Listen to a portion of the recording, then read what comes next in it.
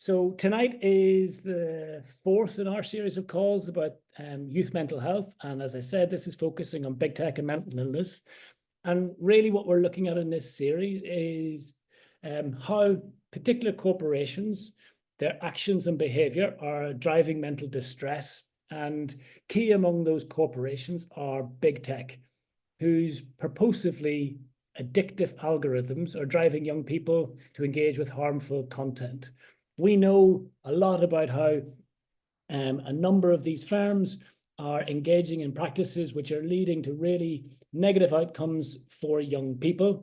And we know that they're also occupying a huge amount of space within young people's lives. We also know that they are equally ubiquitous within the halls of government, and their lobbying efforts to consolidate their position within the economy and within society are really large. We also know that they're becoming increasingly powerful and wealthy and are shaping not just the online world, but our democracies, our culture, and so much more beyond. So it's really, really interesting to have such a large number of people on this call tonight to discuss this, and an incredible panel of experts who are going to be able to discuss a range of different perspectives on this issue that places it within the context of the work that Just Treatment has been doing over the last year, really looking at this intersection between our economy, corporations, and the youth mental health crisis that we're living through. So we're going to have, as I said, 4 speakers here tonight, all of whom come with different perspectives, but really, really interesting ideas about this issue, how it's impacted them personally, and how they perceive it is impacting our society, and what we need to do about it. We're going to have some time for questions at the end. So please, as we're going along, if questions occur to you, please do use the chat to tap in your questions. Mai's going to be collating them, and hopefully we'll have enough time at the end to get to all of your questions. So without any further ado, I'm going to hand over to Adele Zeynep Walton. Adele is a journalist and online safety campaigner. She is the author of Logging Off: The Human Cost of Our Digital World, which is going to be out next year. And she's going to share with us a story of internet harm. So Adele, thank you very much for opening tonight's call. Thank you. Thanks for having me. It's great to be involved in this conversation. It's, as you say, a really important one. Yeah, I'm Adele. I'm 25 and I'm Gen Z. I think it's worth saying that because I grew up online, and my age has really influenced my own experiences of the online world. And you know, even compared to teenagers now, that experience is so vastly different compared to what I experienced as a teenager growing up on Instagram and Tumblr and things like that. But until 2 years ago, I didn't really realise how pervasive the harms of social media were on our mental health. I had experienced harmful, consuming harmful content myself. As a teenager on Tumblr, I consumed a lot of pro-ana content, which is like promoting anorexia and romanticizing like eating disorders and things like that. But for the most part, I think as well, this links to our conversations collectively around health. I thought it was like my individual responsibility to keep myself safe online, or to, unlearn the body standards that I was sort of looking at and consuming. So as a teenager, I didn't really think too much into that. I thought I would just share some of my own reflections that I've sort of thought about and the things that occupy my mind most often, and have done in the past 2 years. So the main one for me is that tech and social media are products like any other.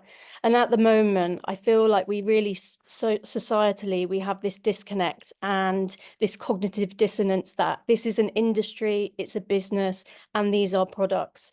And I think that is largely because for a lot of these platforms and services, we don't pay for them. So there is that disconnect, but we are paying for them in our lived experiences, in our data, in our privacy, and all of the other violations that are happening and bubbling under the surface constantly. And you don't really necessarily realize those violations are happening until you live an online harm. And I don't think people, we shouldn't have to live an online harm in order for us to understand that. And I think that's really important framing when it comes to the general public, and building that momentum and awareness is like reminding people that these are products, because then it's not on individuals to look after us. It's not on families, it's not on parents, and it shouldn't be. As much as we need support from those people, it's the duty of those companies to keep us safe. Another thing is, online harms, in my view, aren't black or white. They are a spectrum, and it's not always the worst case scenario that is an online harm. Our addiction to scrolling is an online harm in itself. Our inability to log off and disconnect and take a step back without feeling that we are missing out or, sacrificing something else, I feel that is also harmful. I think we need to start to open up the conversation around online harms more holistically too. This is also not just a matter of child safety, but our human rights. So there is that sort of pull to frame this as a child safety issue, because then it's sort of like you can't argue with child safety, and that is totally a valid fight, and I totally support that fight. But collectively, we can all become vulnerable at any point in our lives to online harms. So that's something I think needs to also be drawn to attention. Also, our online harms don't exist in a vacuum. The digital world amplifies the risks and vulnerabilities that we have offline and that exist offline. Problematic internet use is more common in people who are neurodivergent. So our fights for online safety must be intersectional. That's really, really important. I also just want to spotlight something powerful and positive to sort of conclude on. And that is Alice Hendy. You may or may not have heard of her, but Alice Hendy lost her brother Josh to online harms. Alice came up with a really innovative and powerful tech tool, which is called Ripple, and it's a browser extension that intercepts harmful searches. So that is an example of safety by design, and safety by design is something that I also advocate for and would be the root fix at a lot of these issues in terms of the business model. Safety by design would be what we want to fight for, really. But it's also an example of trauma-informed design principles from Alice, because her experience of trauma led her to create that innovative solution. And yeah, her work is incredible. And it's a really brilliant tool. So I highly recommend you suggesting it to your workplaces as well, because it can be downloaded institutionally. And yeah, I think that wraps up my initial thoughts, but happy to answer any questions later on. Amazing. Thank you so much, Adele. Yeah, it's really, really important, and it's really brilliant to have your thoughts and reflections on this call tonight. And Thank you. there are already people really keen to learn more about your work and want to, find out where they can get a copy of your book. And yeah, and hopefully we'll be able to share that information as we go through the call. So yeah, thank you again, Adele. It's really wonderful to have you here. Thank you so much. I'm going to pass now to Lisa Dittmer. Lisa is Amnesty's children's digital rights researcher. She's going to talk about her report, Driven to Darkness, which looks at how the role of one social media platform, TikTok, is profiting from online harm. Just to remind you again, there's already some questions coming in the chat, which is awesome. Please do keep them coming. We will hopefully have time for questions at the end. So if anything that Lisa says sparks a query in your head, please tap it into the chat and we'll hopefully be able to get to it later. Lisa, I'll pass to you. Thanks so much, and good evening, everyone. Adele, again, I can only echo everything that's been said. It shouldn't be on those who've lost people, it shouldn't be on young people to have to fight for their rights. But I'm really, really glad that there's a lot of amazing young people who are doing just that in lieu of the people who really should be looking after you, and that is primarily, of course, the global tech giants who are behind these products, as you say, and who carry the key responsibility, really, for looking out for what risks their platforms produce and what risks young people and children, and actually people of all ages, are exposed to. I'm a human rights researcher, and I do have that specific angle of children and young people. They are obviously the main consumers of all of those platforms we'll be talking about.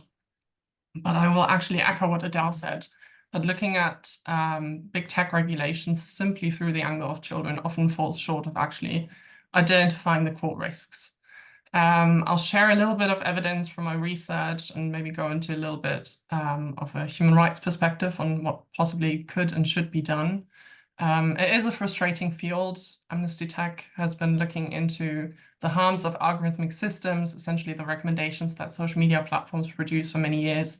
And we've been saying for at least half a decade that really it comes down to the business model.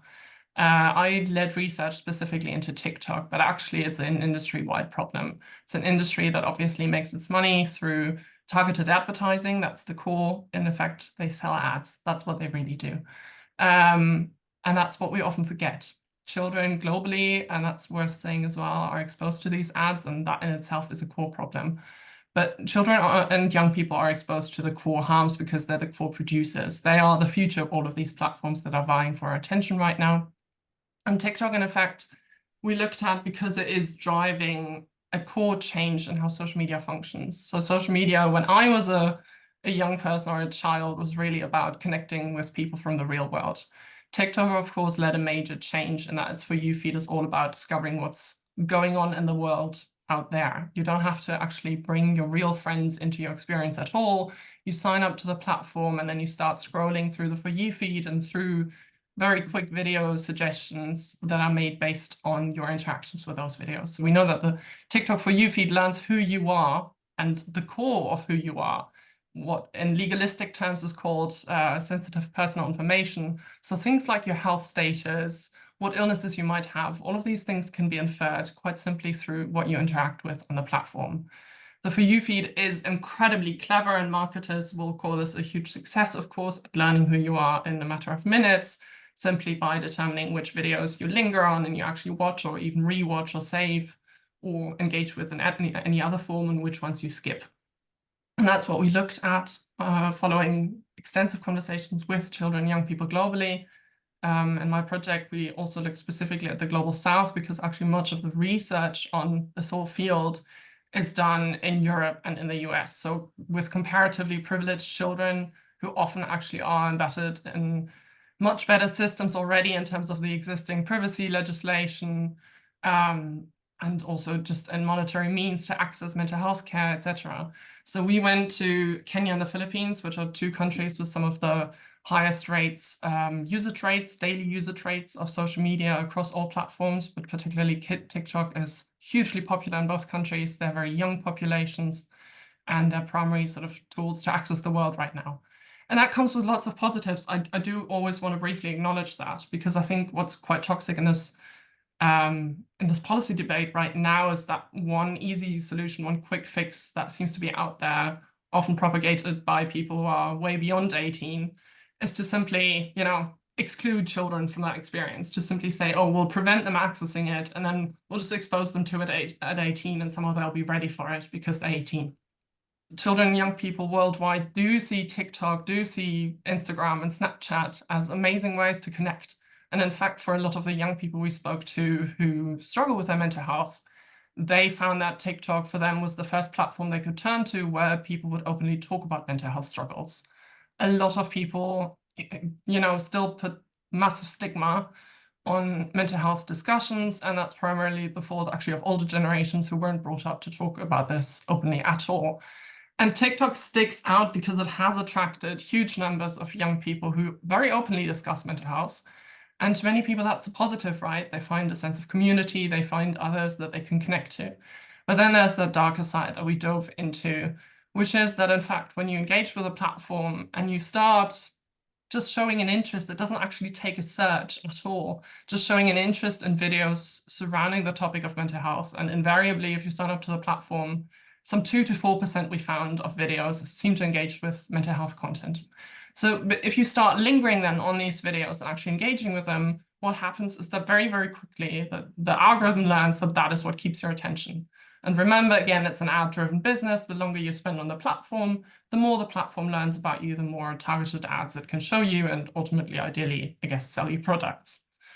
But the issue here is that you fall into rabbit holes incredibly quickly. So what we did was simply sign up as fresh accounts, pretend to be 13-year-olds, basically, in a mixture of accounts driven by real people, researchers like myself scrolling through. And to do this at scale as well, we had sort of bots, so programmed accounts pretending to be real people, who obviously are a simplification of how real people would act, but they were programmed to engage with mental health content based on certain search terms that we knew would sort of identify videos to do with mental health. And what we found was that with the bot accounts, it took 5 to 6 hours of a fresh account. So that would be in real life, maybe 2 to 3 days of engaging with TikTok's For You feed to become rabbit holed. So that for us meant that 50% of the videos were mental health related. Everything, you know, imagine you're on a TV channel and all it shows you, every other show, is about depression, is about mental health struggles. Again, the issue isn't so much that people want to access this content, right? And I do not want to restrict, I would not want any government to restrict access to good healthcare information.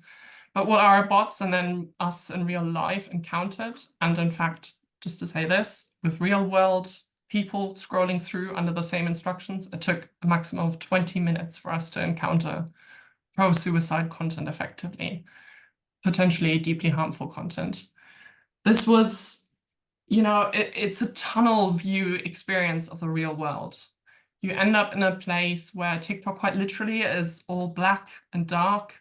It's sort of automated voices talking to you about, you know, I won't go into the details, but essentially praising suicide and self-harm as means of dealing with mental health.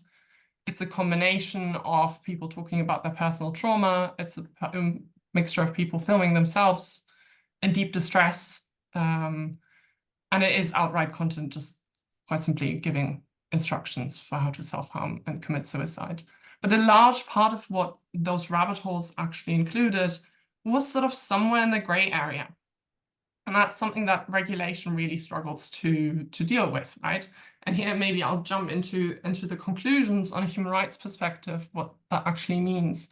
The issue is that a lot of the legislation right now, if there is any, and I should actually add that in probably 90% of the world's states right now, there is at best basic privacy legislation that global companies either manage to avoid or do not fully actually implement properly.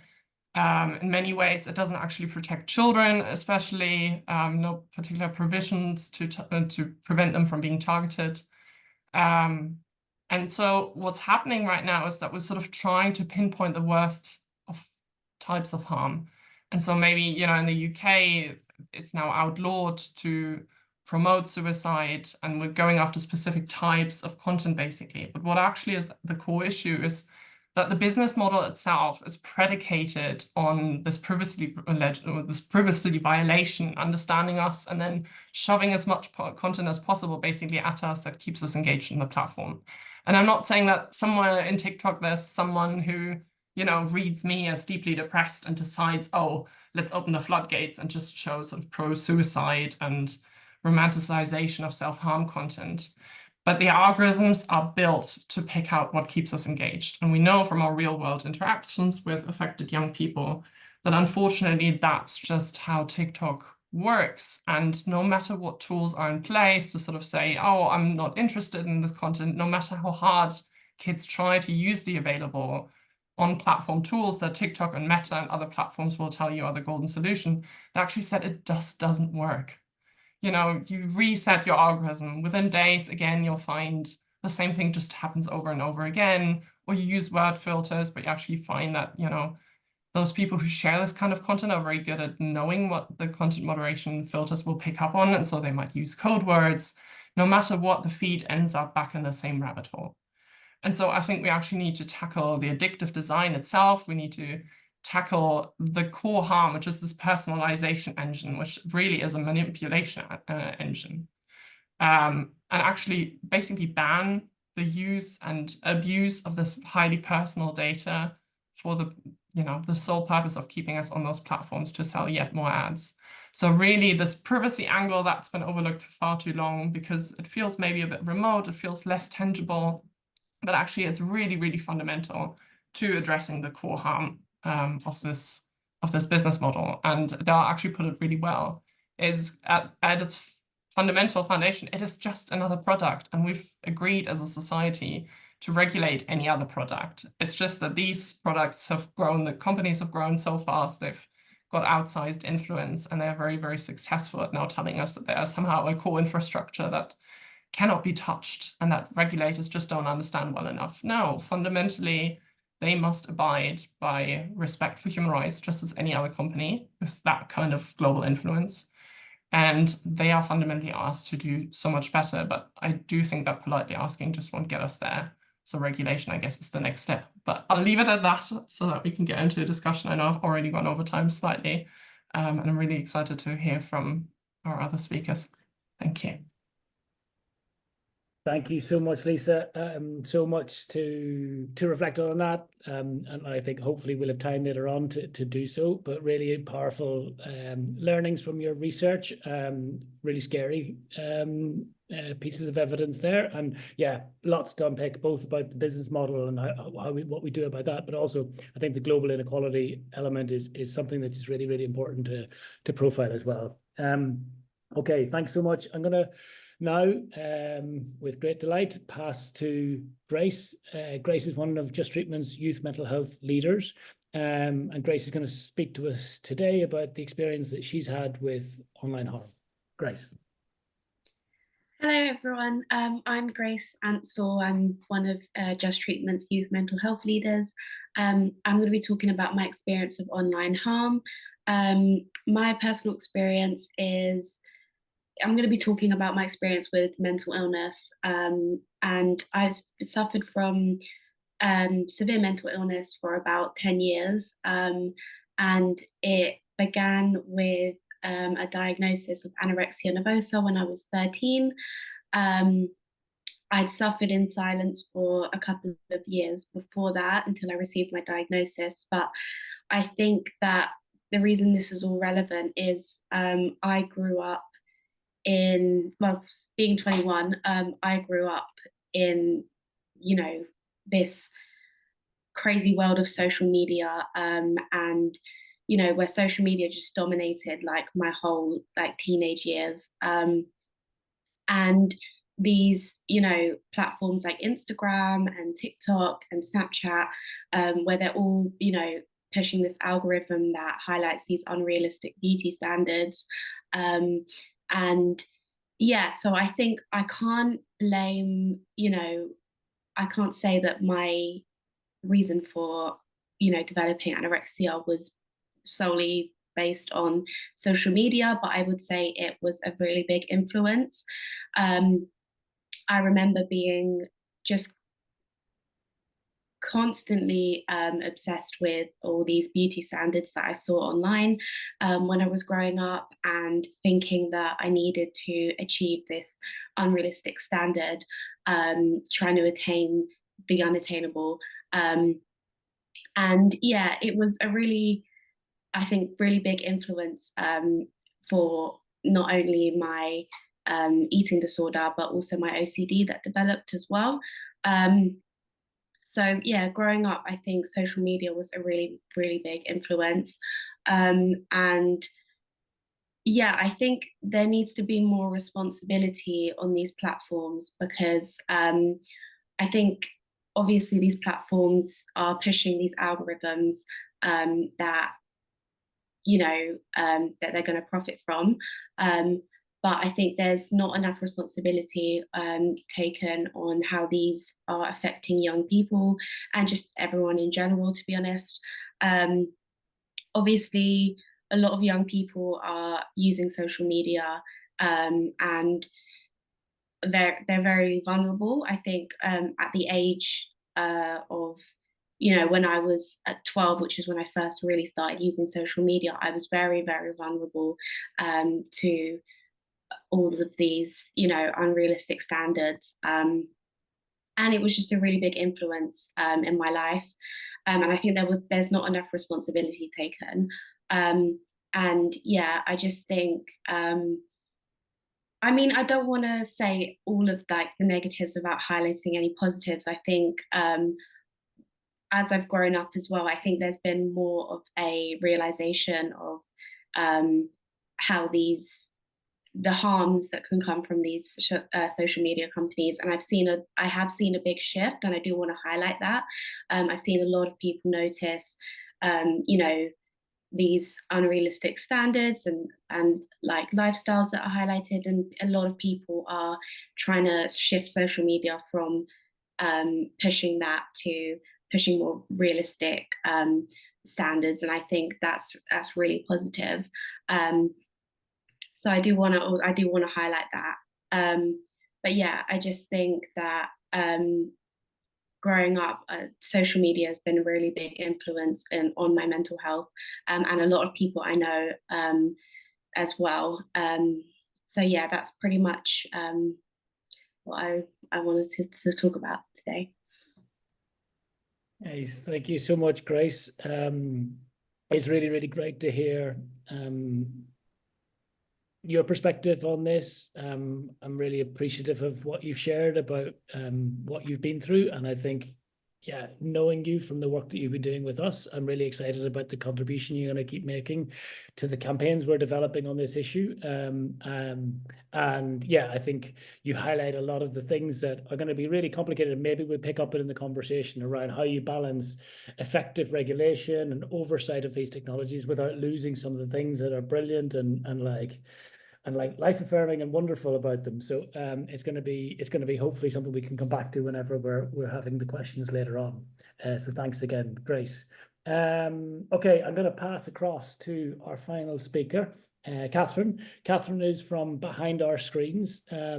It's a campaign which Catherine has helped to found and to create.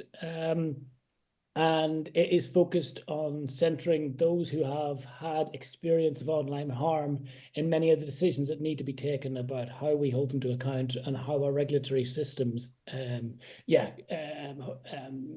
function to do so. So really brilliant to have you here tonight, Catherine. I'll pass over the floor to you. Hello, thank you so much for having me, and thank you so much to all the speakers that have been already, and so much of it resonates with me. Hello, I'm Catherine. I have campaigned for a number of years on big tech accountability, and I'm a co-founder of the campaign Behind Our Screens, which I'll talk about in a bit. I wanted to start by talking about the massive impact that big tech has had on my mental health. I'm 25, and like the other young people on this call were saying, it's really relevant. I was constantly experiencing online harm growing up, and I always saw it as a me problem, never a product problem. And I wanted to share a little bit more about what I experienced and how I realized that actually business models played a massive role in that, and what I'm doing about it now. So I was very unwell at uni. I was very mentally unwell. I was very suicidal. And my mental health declined a lot in that time. And of course, like you do, you turn to the internet, and I started Googling, broad terms on Google about, why is life rubbish, as you do sometimes. But as I went on, I refined my Google searches more and more based on what I was getting back to try and get to suicide methods, essentially, because I wanted to act on ways to end my own life. So I figured out how to refine those searches based on what Google was returning to me. I had warnings at the top saying, hey, do you want to call this helpline? And I was just scrolling on past them and keeping on searching and keeping on scrolling and clicking. And I ended up on forums with methods to end my own life. And I tried to act on some of them, and they were not very nice places. I also got emails like the next day being like, hey, it's this forum again. You were looking at this last night. How about you look at this again and look at some other stuff too? And, you know, looking back, my life was very much at risk, and I was incredibly fortunate in that I had a good, trusting relationship with my GP. He intervened. Eventually, I got help and I got better, but I don't think the story ends there. I don't think anybody should be empowered to end their own life, and certainly not through given the tools through the internet to do that. The reality is that it's still happening. You know, like I have long-term mental illness, it's manageable, but some of the stuff that Lisa was saying really resonates with me. I'm autistic, and I use TikTok a lot to understand autistic mental health experiences. And because it's one of the few places that has that kind of information, but it has promoted a lot of content, again, about suicide methods. And we're literally years on from me having that experience where I was being promoted that kind of content in the first place. It's really disappointing and frustrating. But there was a turning point for me. I started a career in tech. So earlier we were talking a little bit about digital products, and there's a whole role called product manager. And that's what my day job is now. So there's whole people who manage digital products and who do things like set success metrics and say to a team, hey, we're going to prioritize this work, we're going to measure success on this, and we're going to frame our work around trying to achieve this thing. It made me realize that they were, you know, my career has focused on nonprofit and often regulated things, like I started out in health. But I realized that there were people at Google and at these forums who had the same role as me, but who weren't being regulated and who were making decisions that were driven by profit. They were trying to keep me searching, scrolling, coming back to the results and getting more money in through ad revenue. And that's kind of when I realized, yeah, regulation is really needed across the board in a variety of different tech products, whether it's health tech or actually big tech social media. It's still really important that people, you know, remain accountable and understand the risks of their digital products. You know, it's a public health issue, and I don't think big tech should be allowing lives to be at risk and putting profit before everything else. We're lucky in the UK in that we now have regulation, but as we've kind of been discussing already, it's not really good enough. It stops children seeing harmful suicide content, and then for most suicide content, which often can be harmful, adults have a choice. And of course, when I was really ill, I would have said, yes, please, give me that. There's so much better that's needed. And we know that the reality of growing up online needs to inform what steps the government takes next. The job isn't done when we know what's still happening to this day. Myself and another campaigner, the author Roxy Longworth, came together to create Behind Our Screens. It's a campaign all about creating a safe and empowering space for young people to share their experiences of growing up online, because we know that actually that experience of growing up online, viewing things as an individual problem, can be really hard. And so many young people don't have the vocabulary or the empowerment or the space to actually think about what does better look like, because it's all we've ever known is growing up with big tech and the business models that exist around them. We want to empower young people to share their experiences growing up online and take it to decision makers to make sure that their decisions are informed by our reality. And these can be decision makers like government, who have the power to disrupt these business models and incentivize safety rather than just profit alone.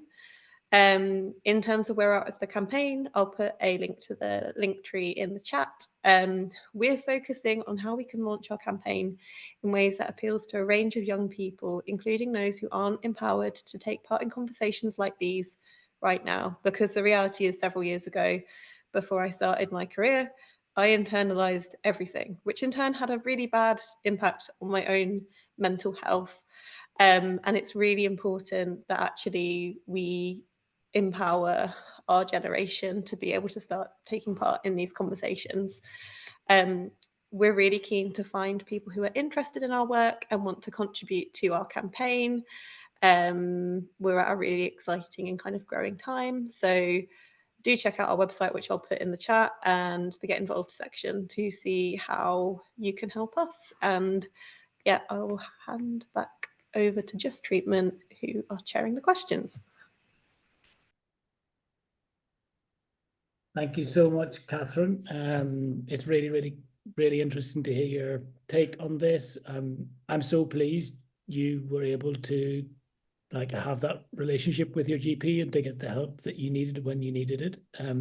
I think one of the reasons that Just Treatment is particularly interested in looking at the issue of youth mental health is that so often when people are at that point, they are simply not getting that help. And that is increasingly the case, as evidenced by the really never-ending example of statistics that bear out the reality that we have got wholly inadequate mental health provision for young people in the UK at this point and for the population in general. But I think what we're particularly interested in is looking at not just how do we kind of increase the availability and the quality of mental health care, but to take a step back and I think maybe to reflect on one point you made, it's not a me problem. It's actually a system problem, and we need to think about what it is that is happening within our economy and within our political system that keeps facilitating these companies to make profit at the cost of young people's well-being, basically. And so that's why we're involved in this. That's why we're facilitating this discussion tonight. And thank you all, Catherine and Grace and Adele and Lisa for your contributions. It's been awesome to see the questions coming in along the side, some really interesting ones. And I'm going to try now for a few minutes to steer us through some of those questions. If there's this question that you haven't yet had a chance to scribble down in the chat, please do take the chance now. We've got a few minutes and hopefully we'll be able to get to them. There was one question that came in for Adele, but maybe is one which others on the call may want to speak to. And maybe it's some kind of self-evident from some of the things that we've heard, but to what extent do you think, Adele and others, feel that big tech promotes and sustains the harmful forums and content that they are hosting? Is that one you'd like to speak to, Adele? Yeah, I can briefly say something on that, I think.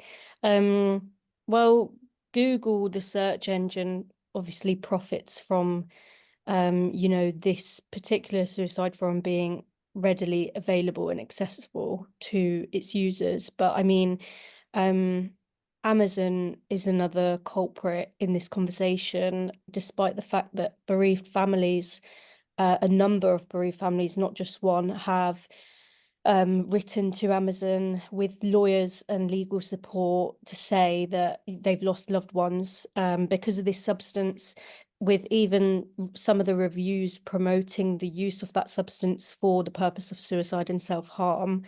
And essentially what we're seeing is that these companies don't have a conscience, sadly.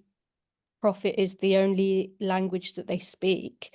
And until I feel they experience hits to those profits, whether it's through social media users boycotting those products or, their shares falling and plummeting, I don't really know if they will stop. And I don't really have faith in them that they will stop hosting and profiting from that type of content.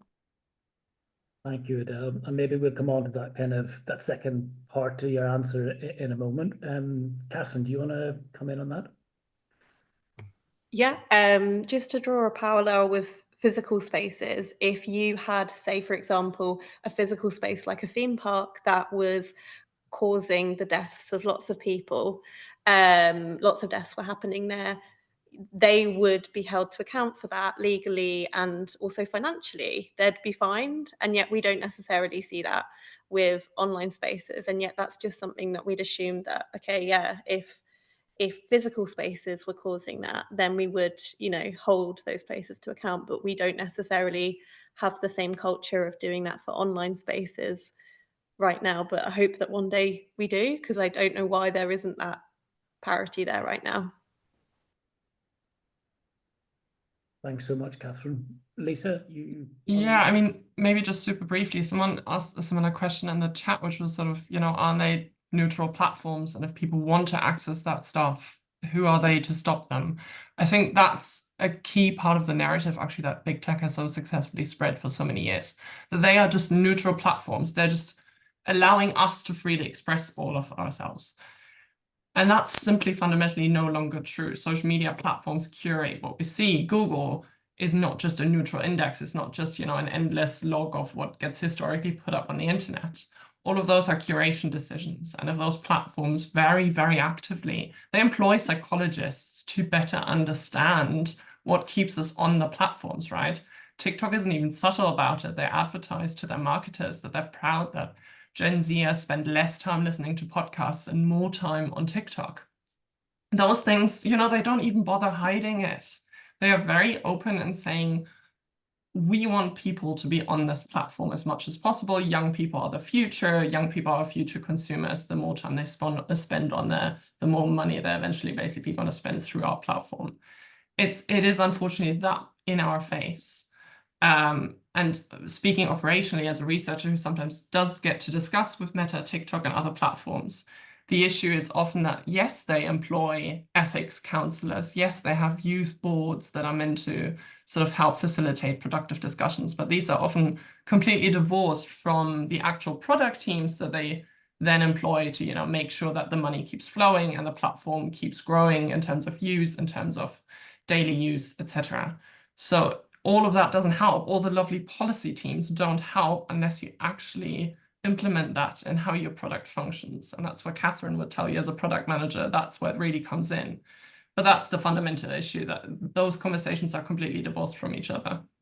So maybe that's a good time to pivot a little bit and talk about, like, how do we do stuff about this? And you know, one of those questions that was in the chat particularly focused on, like, one aspect of this that makes it complicated. So, like, you know, if you're kind of censoring people's bodies who are like survivors of self-harm, that gets incredibly complicated. And you know, you can find that there are, yeah, as I think somebody mentioned, real gray areas, and even more complicated than gray, I guess. That's one example. Like, do you guys have a sense of what steps we should be taking, what we should be calling for to reduce the harms that are being perpetuated by these platforms and by the big tech firms? Big question, I realize. Catherine, do you want to lead us? Yeah, so we have regulation at the moment, which helps. It's just kind of come in. But a lot of it is focused around individual bits of content that Lisa was talking about, like this very, very specific one thing, not actually the risk that it poses to a human. And when I started out working as a product manager in health, we had to think about what is the clinical risk that this poses to someone, what could happen to them. And unfortunately, our regulation at the moment really focuses on, but what about this bit of content here? What about this bit of content here? But actually, it should really think about what is the potential to harm someone and think about it a lot more holistically. And so one of the things that I'm really keen to see is that the Online Safety Act, which is regulation that's come in here in the UK, is basically revised to focus a lot more holistically on product teams actually understanding the harm that someone can come to, rather than censoring individual itty bits of content. They actually have to find out, okay, well, how could this harm someone, rather than just a checklist of, well, is this particular kind of content or this particular kind of content? So I think it's about making sure that regulation reflects risks rather than a tick box exercise, which can get so much caught up in it, which isn't useful. Nice. Thank you, Catherine. Anybody else want to come in on that? I'll maybe add from an Amnesty perspective and from a, we have to see everything through the lens of human rights. And fundamentally, what we're trying to emphasize is let's talk more about privacy, about the right to health, and how these platforms come into that spectrum and actually interfere with our privacy, our freedom of thought, our health. All of those things matter. But to put it much more practically, I think fundamentally to change the business model, we have to actually go away from this supposedly convenient world of engagement-based tracking. What these platforms do right now is surveil us, monitor everything, basically infer our most personal health status, etc., and then use that to profit off it. So let's change that. Let's fundamentally regulate that this kind of tracking, I think, actually needs to be outlawed. And what we'd need instead is a fee that asks us as conscious beings, what are you interested in? And then does personalization based on that, give us real tools to really interact with the platform and make decisions instead of surveilling us and then using that. We could go far deeper into sort of addictive design. And I think, a lot of the tools that are currently in place are sort of smoke screens, or more and more we're talking about sort of parental tools. And I see that as quite a toxic diversion, basically away from corporate responsibility, where it's all about how parents can regulate their children's use. Again, parents cannot keep track 24/7 of what word filter would currently actually help to sort out a feed. What we fundamentally need is a platform that, gives us the breadth and wealth of human life and doesn't just put us into a rabbit hole of nothing but suicidal content or medical misinformation, etc. So it's really about taking, I hate to sort of echo Donald Trump here, but taking back control, or the Brexiteers, never mind. You didn't hear this. But fundamentally, it is about just accepting that we are human beings who deserve a real choice. We're currently getting this smokescreen, this idea of choice, but really it is about a platform manipulating us into certain behaviors, and we need to step away from that and really put, human rights first and stop getting social media to get away with this idea that they're just neutral arbiters and just facilitating our best life. No, they're not. Amazing. Thank you, Lisa. I'll maybe pivot to one last question, unless Grace and Adele are desperate to jump in, but maybe I'll give you guys the floor at the first pass at the next question if you'd like to. But just, one other that came up in the chat there, which was maybe kind of thinking a little bit more about how we engage the public. So like a lot of this, I think, is enmeshed in a way that I guess our data is being weaponized against us, not just in the social media field, but we're looking at very big transformations in the way that our healthcare data is being utilized by drug companies, by medical health care companies, by other tech health firms, and across lots of other sections of our economy. And that is actually quite a complicated thing for the public to understand. And I wonder if, that question that came in to say, like, how can we help the public to understand the harms of big tech company when it's such an integral part of life? When the algorithm is such an abstract concept, how can we make some of these realities more concrete for the public? Because I guess that is going to be a big part of how we start to build the power that's needed to win change. Anybody? Well, I'll give, as I said, Adele or Grace want to come in on that. How do we make this connect to people's lives? Yeah, I think that's something I'm really, really passionate about. I think telling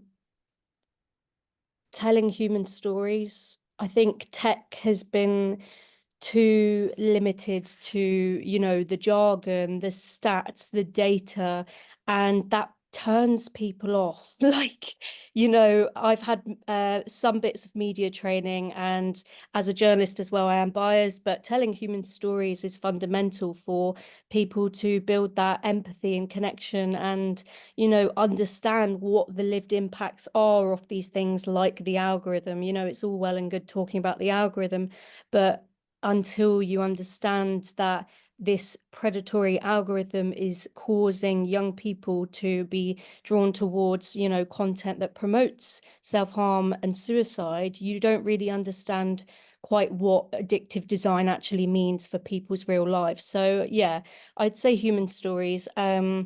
a shameless self-plug for my book. I do try to do that in my book. You know, my book doesn't just look at mental health, but it also looks at things like workers' rights and how algorithms are harming workers' rights, or how they're harming women's rights in various ways. So yeah, I think that the literacy, you know, that is a big part of this conversation. I think we're only just starting to catch up the way that you know, I often say I feel like how climate scientists felt in the 70s around talking about these issues and tech justice, how they must have felt around climate justice and that public awareness and consciousness. But yeah, even, you know, talking to your family about how you're sick of doom scrolling is in itself a human story. You don't need to have a huge platform. Just talk to the people that you know, and it will hopefully have that snowball effect.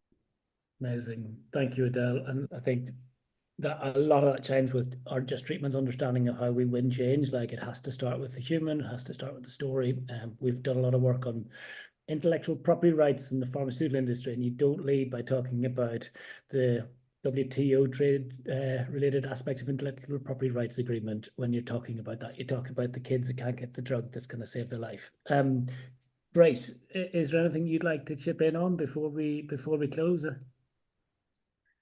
Yeah, I just thought I'd say that I think education is like a really important part, and like in schools and stuff, because there was absolutely no topic of conversation about social media and stuff when I was growing up in school.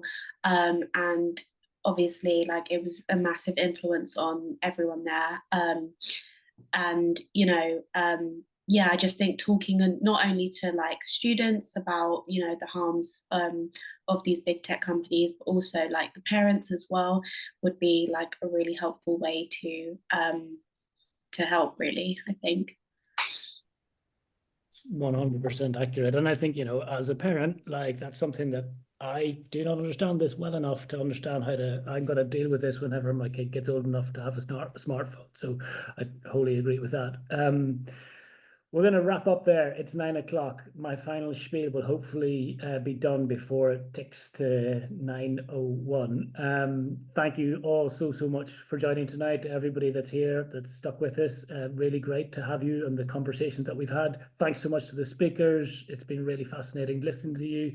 Really excited about all the work that you're doing. And yeah, hopefully people were able to click on the links to find out more. Adele, if you've got time, do add any links you've got to your book, because I know people have expressed interest in doing that.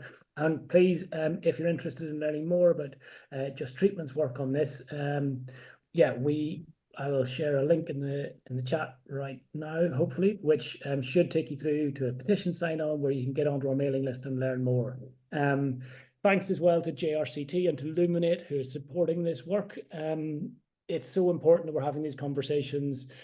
I think this call highlights how many of the challenges young people are facing are not individualistic. It's systemic, and they're being perpetuated and exacerbated and profited from by corporations. It's not just big tech. Right the way across the economy, there are industrial sectors that are replicating some of these profit-centered decision-makings that are perpetuating harm for young people. And it can feel really overwhelming, this topic. But we know from the history of both the work of Just Treatment, but also the history of the patient-led activism on health, we can build the power that we need to win, to take on large corporate actors and win the changes that can protect and safeguard human rights.